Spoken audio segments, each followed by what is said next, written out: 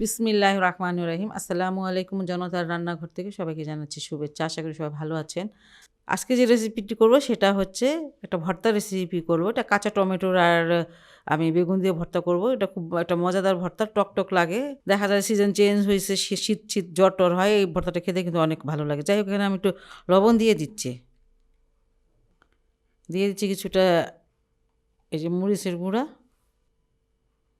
এই যে আধা চামচ ধনিয়ার গুঁড়া, আর এই যে আধা চামচ থেকে একটু কম হলুদের গুঁড়া। এই কাঁচা টমেটোটা আমি এখানে 4টা টমেটো নিয়েছি একটা বেগুন বড় সাইজের। টমেটোগুলো এইভাবে অর্ধেক করে কেটে নিয়েছি। এটা ভেজে নেব। এই কাঁচা টমেটোটা অনেক রকম করে ভর্তা করা যায়।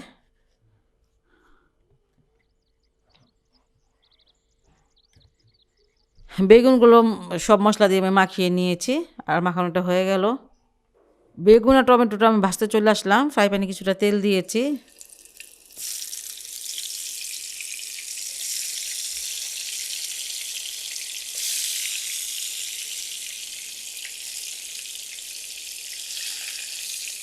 এটা আমি ভরেই দিচ্ছি, কারণ এটা যখন ভাজা প্রায় হয়ে যাবে তখন কিন্তু কমে যাবে।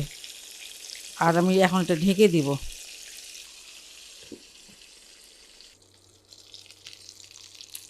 বেগুনগুলো ভাজা হয়ে গেছে। বেগুনগুলো দেখেন একদম নরম হয়ে গেছে। এই যে দেখাচ্ছি আমি, এই যে একদম নরম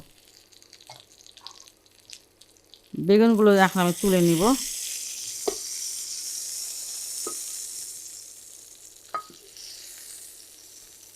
টমেটোগুলো কিন্তু এখনও সিদ্ধ হয় নাই। এগুলো আমার আরেকটু সিদ্ধ করে নিতে হবে।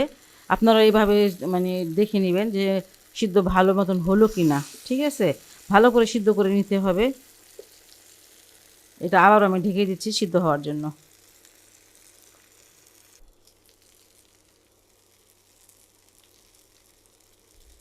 টমেটোটা একটু সিদ্ধ সময় লাগে, আর এটা খুব ভালো করে সিদ্ধ করে নিতে হবে। এই যে আমি চেপে পানিটা ছিল সেটা শুকিয়ে নিয়েছি, আর একদম নরম হয়ে গেছে।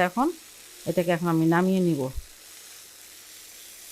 এখানে 6টা মরিচ নিয়েছি, আর এগুলো আমি ভেজে নিব।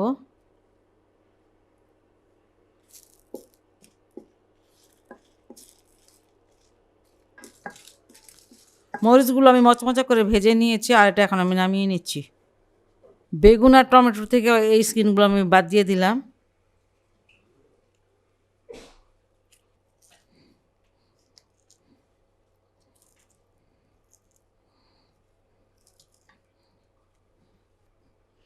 একটু লবণ দিয়ে নিলাম। লবণটা একটু কমই দিব, কারণ আমি ভাজার সময় লবণ দিয়েছিলাম।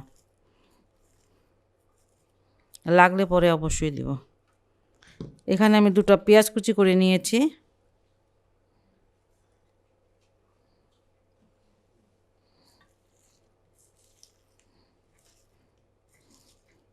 আপনারা যদি আরও বেশি একটু ঝাল খান তাহলে আরেকটু দিতে পারেন, কারণ আমি একটু মরিচও দিয়েছিলাম বেগুনটা ভাজার সময়। এই জন্য মরিচটা কম দিলাম, 6টা দিলাম। আর অবশ্যই মরিচগুলো বেশ ঝাল।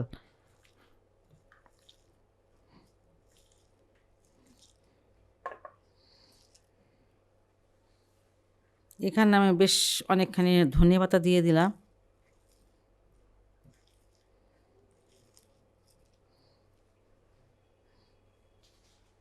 সরিষার তেলটা দিয়ে দিচ্ছি।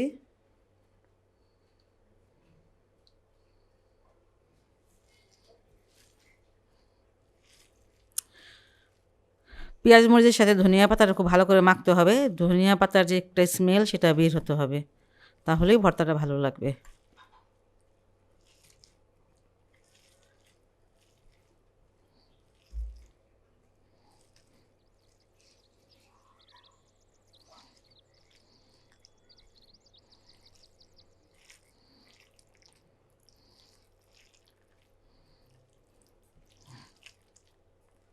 টমেটোর বিচি কিন্তু আমি ফেলি নাই। একটা টমেটোকে জাস্ট 2 টুকরা করে নিয়েছি, মানে মাছ থেকে একটা ফালি দিয়েছি। এইভাবে অবশ্যই বাসায় ট্রাই করে দেখবেন, কারণ এখন কাঁচা টমেটো প্রচুর পাওয়া যায়। আর ভর্তা সবারই ভালো লাগে। ভালো লাগে না এমন মানুষ খুব কম আছে।